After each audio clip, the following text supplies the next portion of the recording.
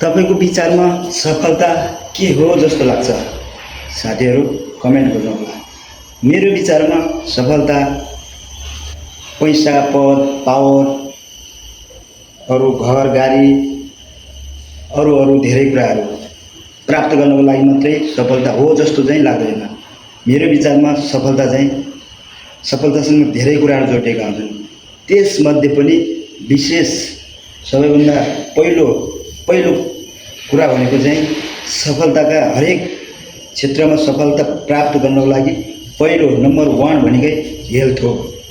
शारीरिक रूपमा तपाईँ स्वस्थ भइसक्नुभयो भने अरू कुराहरू तपाईलाई असम्भव भन्ने कुराहरू केही पनि हुँदैन साथीहरू। त्यसैले तपाईलाई शारीरिक रूपमा स्वस्थ हुनको लागि एक्सर्साइज, राम्रो खानेकुराहरू, जिम, अरू धेरै कुराहरू छन्। त्यसैले साथीहरू स्वास्थ्य नै जीवनको पहिलो सफलता हो।